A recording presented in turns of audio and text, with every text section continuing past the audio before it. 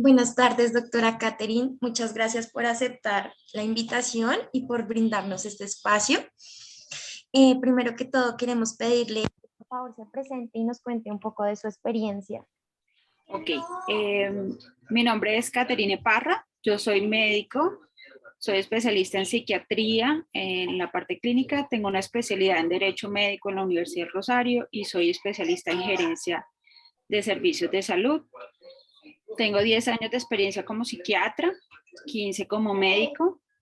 He trabajado en varios ámbitos administrativos y asistenciales. En este momento trabajo para el Hospital Santa Clara en la parte asistencial.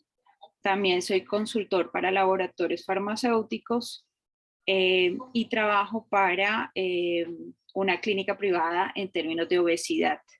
Ahí hago una aclaración, yo ya no trabajo para Clínica La Paz hace 15 meses, entonces yo no puedo hacer ninguna referencia a esta institución. Perfecto. Perfecto. Doctora Catherine, ¿nos podría por favor comentar cómo ve usted el panorama de la salud mental en Colombia? Mira, el panorama en términos de salud es bastante regular y en términos de salud mental es un poquito peor. ¿Por qué? Porque de la forma como se han constituido las políticas de salud en Colombia han sido lentas, han sido más por obligación que por realmente un conocimiento de que son políticas y trazar programas a largo plazo. Básicamente lo que pasa en el país es que cada 4 años alguien cambia de idea, cambia de rumbo y volvemos a empezar.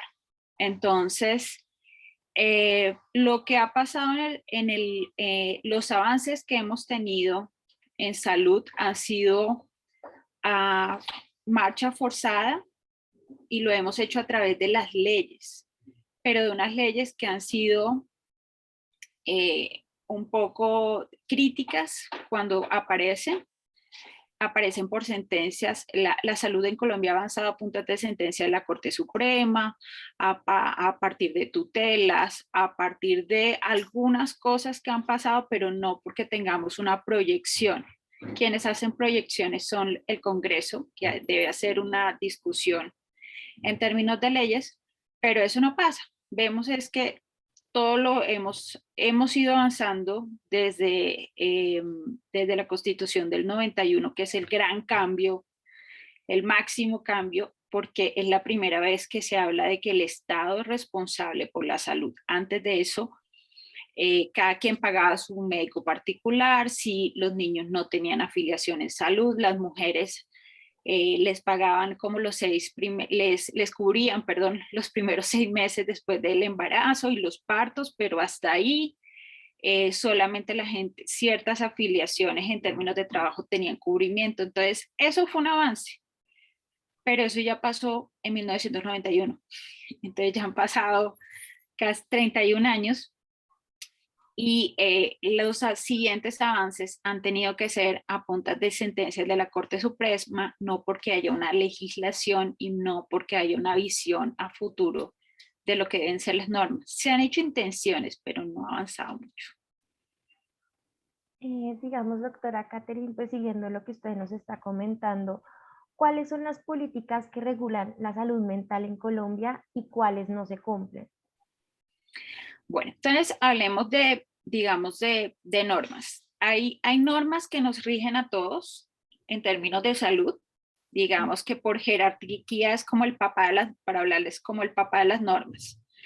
El papá de las normas primero es la Constitución y como les decía, por primera vez se habla de que tenemos derecho los que vivimos en el territorio nacional. Eso quiere decir venezolanos, mexicanos, colombianos, blancos, bonitos, feos, gordos, amarillos, azules, de cualquier forma. No dice colombianos, dice quien habita el territorio. Entonces, primera cosa. ¿Qué se cumple de eso? ¿A cuánta gente nos devuelven de los servicios de urgencias? ¿A cuántas personas no vemos el paseo de la muerte? Y esa es la norma de normas, la Constitución Política de Colombia. Después, en jerarquía, vienen algo que son las normas, las leyes estatutarias, que tienen el mismo rango que la Constitución Política, así de gruesas son, así de fuertes son. Entonces, en salud tenemos una ley estatutaria que salió en el 2015, o sea, hace 6 años. Esa norma es norma de normas y nos rige a todos. Entonces, por ejemplo, hay cosas que en salud mental aplica. Aplica la privacidad de la historia clínica. Yo hoy veía a una mamá a la que tenía que decirle, no le puede contar al público lo que le pasa a su hija, porque eso se llama vida privada, historia clínica. Y decía, pero es que están interesados, no importa. Eso hace parte de la privacidad de la gente y está en la ley estatutaria. Y hay una cantidad de cosas, por ejemplo, que la gente no tiene por qué cargar no tiene que llevar la carga administrativa de los trámites. ¿A cuántos no han parado porque la EPS no autorizó? Porque... Entonces, somos un país de leyes. Y esa es norma de normas, la ley estatutaria. La ley estatutaria, por ejemplo, también habla del criterio médico. Y el criterio médico puede definir en base a unas normas científicas. No es que a uno se le ocurra o no le ocurra un día y dice, es mi criterio, no. Tiene que soportarlo científicamente cuál es ese criterio médico.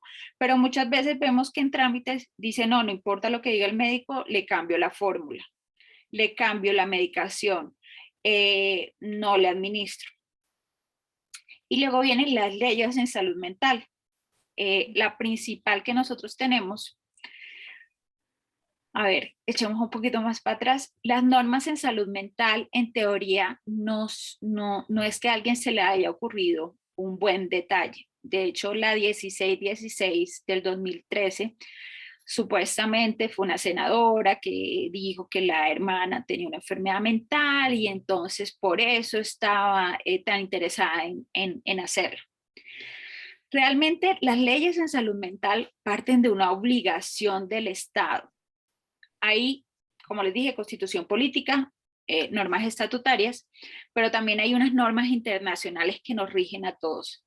La Organización Mundial de la Salud, el Banco Interamericano de Desarrollo, por ejemplo, para prestarle plata a Colombia, exige que algunas normas se estén siguiendo, que haya planes en salud, que haya cobertura para poderles prestar plata.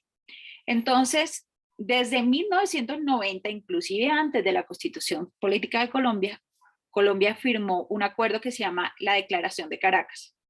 En la Declaración de Caracas habla de todas las cosas que debe haber en salud mental, todos los beneficios. Y una de las cosas más importantes, y creo que un avance para la época, hace 32 años, es que decía que los hospitales mentales deben ser la última opción de atención en salud, pero siguen siendo nuestra primera opción. ¿Por qué? Porque no hay otras opciones.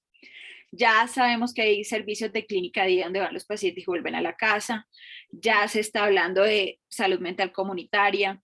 Ya estamos entrenando a jefes de enfermería, pero eso lo hablamos hace 32 años. La ley de salud mental es del 2013.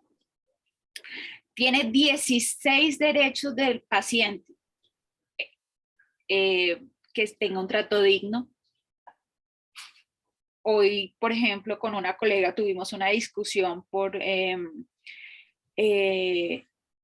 en un servicio de urgencias al que ella asistía, psiquiatría, ya no ve más ese paciente, pero una cosa, nosotros cerramos interconsultas, decimos por nosotros no va más. Pero por otros servicios tendrá otra indicación y en una paciente habitante de calle con enfermedades crónicas y a alguien se le ocurrió que eso quería decir que ya no tenía que estar en el hospital y la sacó a la calle. La sacó a la calle. Y uno dice, ¿eso es trato digno? Y así el psiquiatra hubiera tenido la locura de decir, ya no va más, uno dice, ¿dónde está la humanización de los servicios? Entonces, a muchas personas les fastidia el paciente mental. Y a veces en los hospitales es un castigo el personal que va a atender en salud mental. Algunos tienen el chip de que les gusta, algunos no.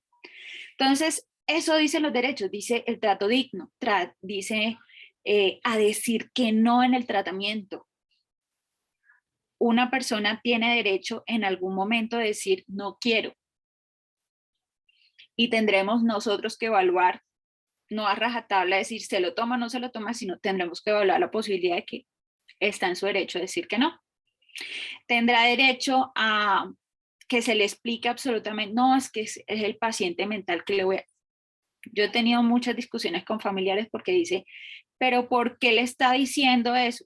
Porque toca explicarle. Así le quedará una neurona, a esa neurona toca explicarle. El último y quizá uno de los más críticos de esos 16, derecho a ser reintegrado a la comunidad y a la familia. Todos los hospitales tienen un problema de abandono social y yo no me lo llevo para la casa. Cibaté es uno de los recuerdos. Cibaté son 3 edificios de la beneficencia, o sea que pagamos nosotros, todos los bogotanos, por pacientes que fueron abandonados. Cada torre tiene 500 pacientes y está lleno. Entonces, ¿qué pasa con las leyes? Son bonitas, suenan bonitas, pero esas leyes no están reguladas, o sea, no tienen, después de que el Honorable Congreso de la República saca una ley, vienen las normas regulatorias. Entonces, las normas regulatorias es que digan, el que no cumple esos 16 derechos de ese paciente, ¿qué pasa? ¿Dónde pongo la queja? ¿Cuál es la sanción? Si es la institución, si es el profesional que atiende, si es la familia, ¿dónde pongo la queja? Teníamos una norma que unas leyes que estaban dentro del Código Civil, que eran las interdicciones, cuando le quitaban derechos a los pacientes y no podían manejar sus bienes, no podían. En el 2019 se suspendió la posibilidad de interdicciones. ¿Por qué? Diferente a otros países que tienen la misma figura, ahí decían cuáles las obligaciones del curador. Entonces, en las obligaciones, la mamá era la curadora, el esposo, el hermano. ¿Listo? ¿Cuáles son esas obligaciones? Que vaya, cumpla las citas médicas, que esté en buenas condiciones de salud, que tenga derecho a opinar sobre sus bienes. ¿Qué es lo que pasaba en la realidad? Para pedir podía ser dueño de 3 casas y recibir 3 rentas, y para comerse un helado le tocaba pedir permiso. Eso no dice la ley. Muchos quedaban arruinados, sino en hogares o fundaciones de protección, y la familia hacía usufructo de los bienes. Entonces no había quien regulara, y algunas organizaciones comenzaron a hablar de los derechos de los pacientes. Todo el mundo hablaba de los derechos de los pacientes, hasta la Corte Suprema de Justicia creo que tiene uno de los mejores ejemplos. El único que no habla es el Honorable Congreso de la República, que es quien debería tramitar todas esas leyes. Entonces se suspenden las interdicciones. Se supone que en un año tenía que salir la regulación de qué iba a pasar y cómo se iba a hacer, algo llamado los apoyos, pero ya han pasado 3, 4 años y no ha pasado. De la ley de salud mental ha pasado 9 años y sigue sin regulación. Entonces, hay leyes en Colombia y hay miles de leyes, y somos un país de leyes, pero nadie las cumple, nadie le interesa cumplirlas, y si no las cumplen tampoco pasa nada, porque no, en nada de esas leyes hicimos la tarea completa. Correcto, doctora Catherine. En este caso, pues es evidente digamos, nos falta muchísimo por mejorar en Colombia en este aspecto. Referente a ello, ¿qué aspectos considera que han influido en el aumento de las alteraciones en salud mental en Colombia? Mira, son tantas como si cogieras una torta en una fiesta y le partieras, no sé, 20 pedazos. Todo el mundo aporta. Veníamos de una idea de que éramos un país productor de sustancias psicoactivas, pero que aquí no consumían. Mentira.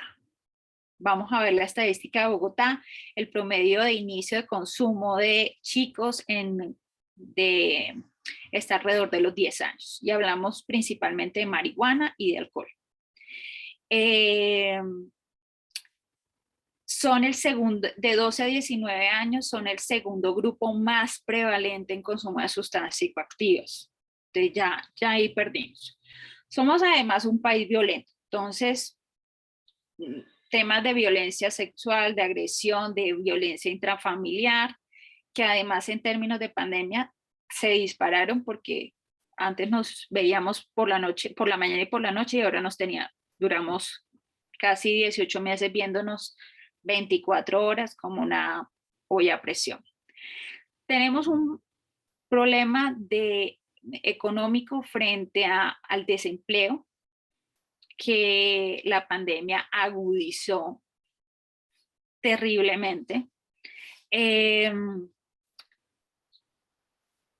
Tenemos, yo creo que la forma también como nosotros estamos o nos han formado en no hablar de los problemas y de no buscar ayuda también nos vuelven una olla a presión. Entonces tú vas a ver y es una cantidad, además el año pasado con el tema de los paros, de ese inconformismo social, la inconformidad que algunas personas pueden tener con la forma como se ha dirigido el país, en la política, en lo social, en las carencias, en la gente que además está estudiando y tuvo que salir de estudiar.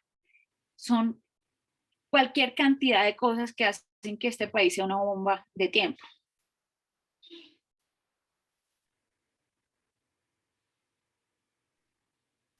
Y pues estamos de acuerdo con todo lo que usted dice y digamos que hay otro, pues digamos que referente a la pandemia, digamos actualmente el COVID es el centro de atención en los medios de comunicación, en el área de salud mental, en las políticas públicas y en el área de prevención y promoción. Con esto se ha descuidado un tema relevante que es la afectación de la salud mental. ¿Por qué cree que esto sucede, doctora Catherine?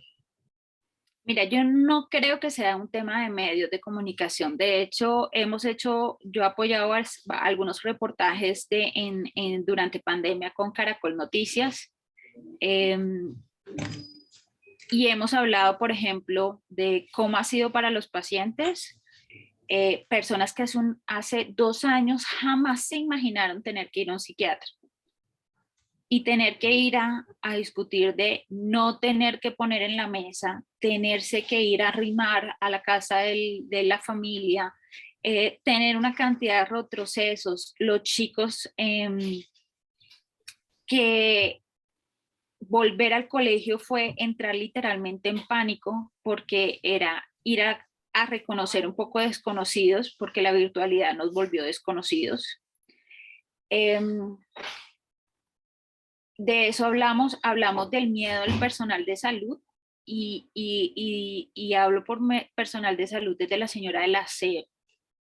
Yo tuve que atender casos de pánico de 2, 3 señoras del aseo en Bogotá, en Barranquilla, donde la angustia de entrar a una de entrar a una UCI COVID, de gente que no tiene ningún tipo de formación y tener que oír los gritos o tener que oír la angustia o tener que estar pasando el trapero cuando alguien entraba en paro,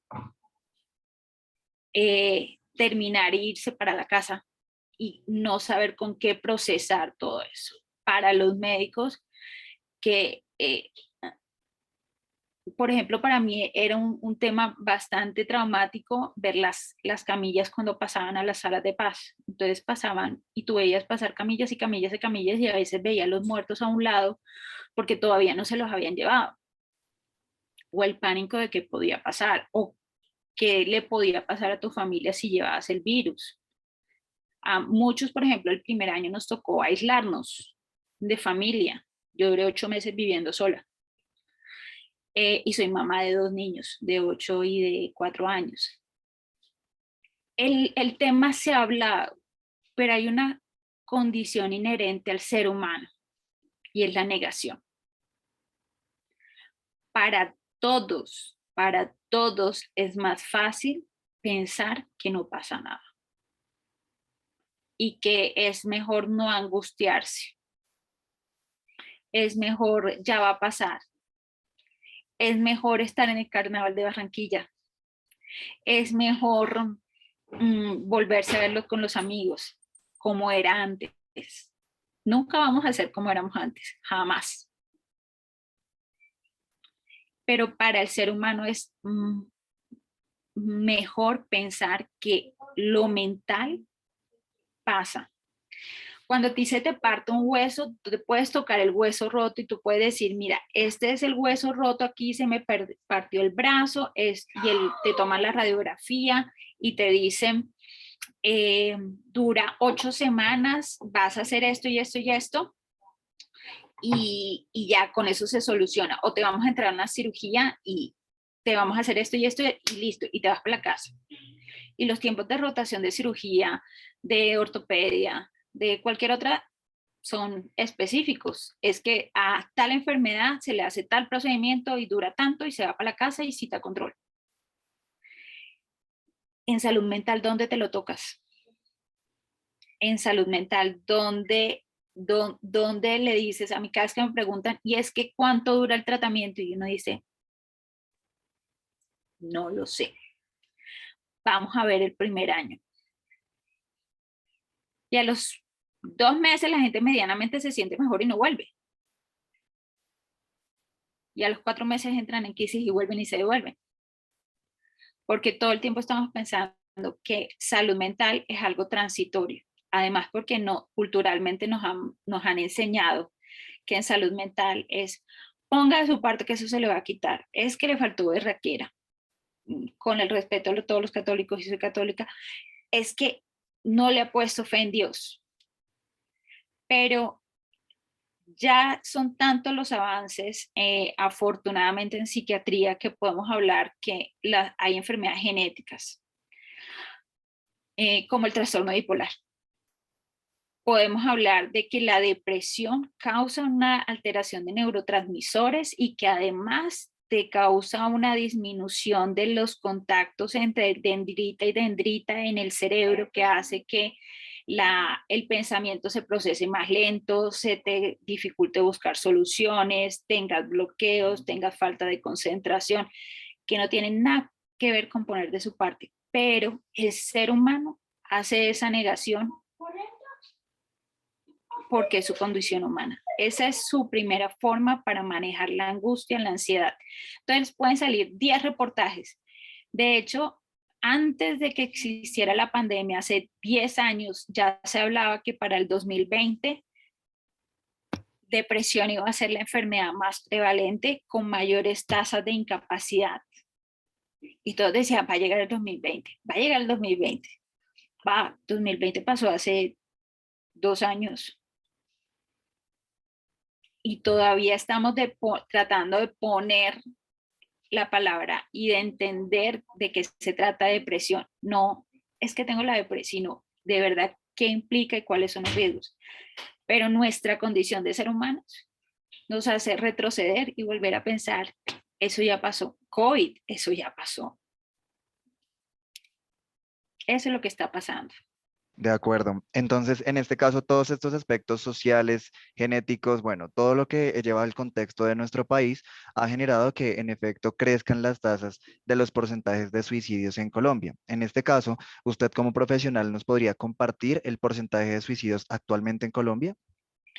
Mira, los suicidios se reportan año vencido, ¿sí? Para poder tomar una tasa. Y quien lo reporta es el Instituto de Medicina Legal y Ciencias Forenses. Podemos decir que el año pasado, lastimosamente, fue el año más alto en suicidios en Colombia. Fueron 2.595 casos de suicidio. 2.595 casos de suicidio. Eso es mucha gente.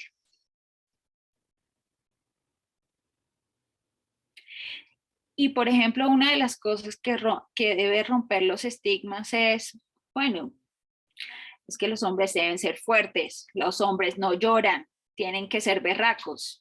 El 81% de esos suicidios fueron hombres. Entonces, uno dice, ahí está la negación. Mi hijo no llore que tiene que ser berraco. En vez de, hay un hashtag que sacó la Asociación Colombiana de Psiquiatría y es preguntar es prevenir. Hablar es prevenir. Con esto de no pasa nada, haga cuenta que no pasa nada, sencillamente se nos vuelve una bola de nieve, ¿sí? Y los jóvenes en este país son felices, no tienen ningún problema, mijos, salga adelante, póngale berraquera. Las edades principales para el suicidio el año pasado estuvieron entre 20 y 24 años. Pero entonces, no, pero si no tienen problema económico, no. Chicos que quedaron sin universidad, chicos desde el colegio que inclusive vi varios casos que decían tocó ir a vender frutas porque pues no podía estar sentado en la casa y en mi casa estaba muriendo de hambre. Chicos que les tocó devolverse y no saber qué va a pasar con su futuro. Entonces, además de la negación sobre la salud mental, el otro problema es el estigma sobre la salud mental. Eso es un gigante, es un monstruo, porque entonces me van a tildar de loco, mejor yo no hablo, mejor yo no pido ayuda. El suicidio siempre es prevenible, siempre. Y vemos cómo hay cosas que van quedando, pero la gente dice es que ay, está amargado. Y el amargado resulta que es un aislamiento social o un deterioro de la funcionalidad social. Las cosas que antes podía hacer en una depresión ya le cuesta. Una reunión familiar le cuesta. Tener vida social le cuesta. Saludar le cuesta. Ay, es que es antipática, ya no saluda. Que ni siquiera da la cara. Entonces, además en este país somos felices criticando antes de preguntar qué pasa. De poder romper la barrera y antes de decir es que ella es así, es que es amargada, es que es medio antipática, pasa y nos saluda, preguntarle, ¿te pasa algo? ¿Te puedo ayudar? Entonces, todo termina en una bola de nieve. El año pasado fue en Colombia cruel, esperemos que este año no sea tanto. Digamos que con respecto a lo que usted habla del estigma y todo lo que está asociado a las enfermedades o a las alteraciones mentales, ¿qué tanto afecta a la calidad de vida las alteraciones en salud mental de una persona? Lo afecta en todo. Lo afecta en todo porque casi que es, digamos que la calidad de vida es el bienestar que yo tengo para vivir y para hacer las cosas que quiero hacer. En salud mental y en psiquiatría, los avances de los últimos 20 años, insisto, han sido una cosa abrumadora porque por fin estamos hablando de nuevos medicamentos, hablamos de diagnósticos tempranos. En Colombia se hacían diagnósticos en psiquiatría, hablaba la literatura de 7 a 8 años de retraso, o sea que la primera vez que tuviste la enfermedad a cuando por fin llegaste a un diagnóstico y a un tratamiento. Pero si vamos a hablar de la realidad, esto puede ser 15 años. Hemos visto pacientes de 40 años después por primera vez llegar a un hospital. Y si vamos a la realidad del país, solo el 1% de la gente que requiere una atención en psiquiatría, el 1, llega al psiquiatra. La virtualidad ha sido una ventaja. Por ejemplo, les pongo el caso y la virtualidad no llegó con pandemia, la virtualidad estaba antes. La gente no le gustaba, pero la virtualidad estaba antes. El Hospital Mental de Antioquia, yo lo conocí para el 2018, 2 años antes de pandemia, hicimos un trabajo de referenciación para teleconsulta y ellos veían 125 municipios de todo Antioquia en teleconsulta por psiquiatría. Entonces lograban filtrar de que lo que se trasladara hasta Medellín fuera lo que necesitaba una hospitalización y el resto le daban manejo. Antes todo terminaba en Medellín, sí podía porque había poblaciones a 6-7 horas de Medellín. Eh, pero entonces va cambiando un poco. Tenemos medicamentos y ahorita hacer un diagnóstico temprano en esquizofrenia. Inclusive antes de que se llame esquizofrenia se llaman episodio psicótico. Cuando una persona hace el primer episodio psicótico, lo podemos tratar, lo podemos medicar, podemos reintegrarlo en términos de rehabilitación. Y al final, para mí es una felicidad. No son tantos los casos como yo quisiera, pero que uno le puede decir al muchacho o a la muchacha, ve cómo te está yendo en la universidad. No cuántas hospitalizaciones lleva. He tenido pacientes que no tienen una sola. Entonces, calidad de vida es que tú le permitas a alguien la oportunidad de hacer lo que quiere hacer. Y a veces se sorprenden de, bueno, ¿y qué vas a hacer? Ya pasamos nuestro primer episodio psicótico, listo, estamos controlados, estamos con medicación, nos vamos a tener que ir de medicación probablemente toda la vida. Pero, bueno, ¿y qué más? ¿Qué vas a estudiar? ¿Vas a tener novia? Los mismos pacientes se sorprenden de esa pregunta. Pero cuando nosotros les ponemos una barrera y les decimos, no, psiquiátrico, hasta aquí llegó. Ya es un lastre, una pesa gigantesca, además de la enfermedad, que va a hacer que estas personas no sean felices en la vida. Y le vamos a sumar otro componente adicional a la calidad de vida. En economía de la salud, es un tema que la gente no le gusta mucho, pero en economía de la salud, la ineficiencia cuesta. Que la EPS le niegue una cita, que no vaya al especialista oportunamente, que no le den el medicamento, termina traducido en incapacidades, en pensiones, en hospitalizaciones. Entonces, por ejemplo, en depresión, eso es estudio publicado Hospital Mental de Antioquia. El segundo intento de suicidio cuesta 28% más. Imagínense que le digan, es que te faltó berraquera, es que eso es falta de intención, es que tú no le pones empeño y se corte las venas. Y en las venas se llevó los tendones. Entonces ya no es de psiquiatría, ahora toca meterlo a cirugía, que lo vea ortopedia, que lo vea fisiatría, que le hagan recuperación por 6 meses, que miren a ver si no terminó con una lesión permanente y si no va a tener un grado de discapacidad física. Porque además donde se haya llevado, si es diestro y se llevó la mano derecha, pues peor. Colombia, la última vez que midió incapacidades, el ANDI lo midió en el 2018, antes de pandemia, y Colombia pagó 27.000 millones de pesos en incapacidades. Entonces, que la gente no tenga un bienestar, además de que se oye mal, cuesta más.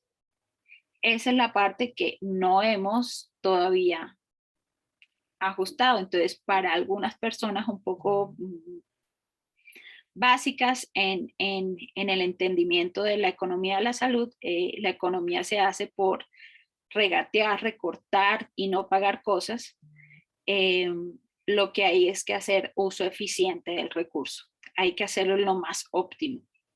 Hay que al paciente tenerlo lo mejor posible en su bienestar para que vaya, trabaje, pague impuestos, tenga familia, gaste en colegios, sea despilfarrador, tenga lo que en teoría todos tenemos y no que sea una carga para la sociedad, la familia y para él mismo.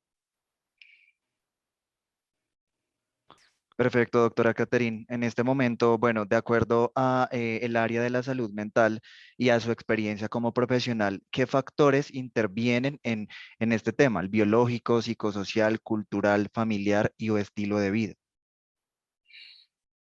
A esta torta de la que habíamos hablado te la voy a partir en 3. Así me lo enseñaron los profesores a mí. Entonces, tiene 3 partes la torta. Una pedazo de la torta es genética. Trastorno bipolar es el 1% de la población, tiene una base genética. De hecho, los invito a que lean sobre el PAISA Project, que es un proyecto que están haciendo para tamizaje genético del trastorno bipolar. Esquizofrenia también tiene unos componentes genéticos. Desafortunadamente, a veces nacemos con los genes ahí puestos, más o menos, diría yo, con babas. Y vienen situaciones, pueden ser infecciosas, pueden ser de tóxicos y te los desacomoda. Entonces, eso que medio estaba por eso, ya tus genes no estaban tan chéveres. La segunda parte de esa torta se llama crianza. Ahí sí tenemos que hablar de cómo somos como padres, cómo nos han formado o como cuidadores. Hay chicos que no tuvieron padres, el abuelo, la abuela, y está bien, digamos, en que es lo que hay, pero hay que hacerlo bien, ¿sí? Recuerdo una mamá que hoy casualmente me dijo, pero si es que hay unos papás que son violadores y que otros les pegan a los hijos peor y les hacen cosas peores, entonces ¿por qué a mí sí me regañan? Uno dice, no es el punto de comparación, hay que hacerlo bien siempre, hay que hacerlo bien.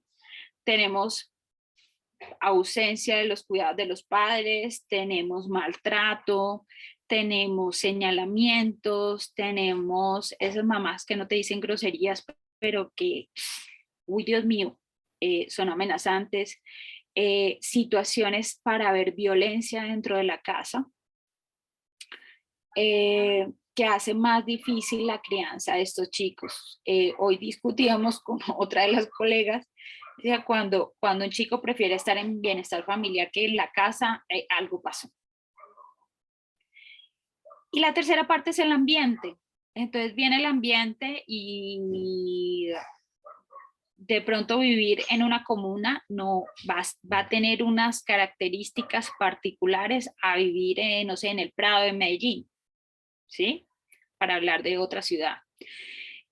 Van a estar expuestos a otras situaciones en el que van a ver, y además de todo, le vamos a tener que desafortunadamente meter en el crecimiento el tema del consumo de sustancias psicoactivas.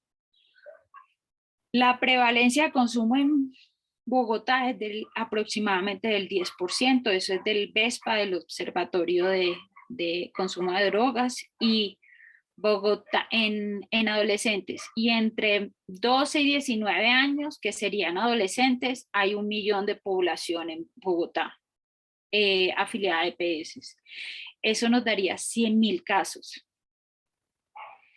Entonces, y uno dice, pero ¿cómo empieza un chico a los 10 años?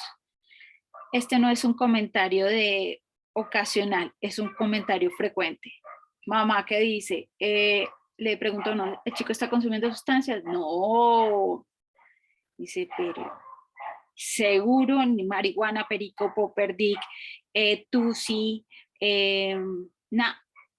marihuana sí, no, lo normal. Lo normal. Pero es que usted no me especificó. Pero es lo que todos hacen. O hemos llegado al caso en el que dicen, sí, todos, pues solamente es un porro, pero no lo repartimos entre todos.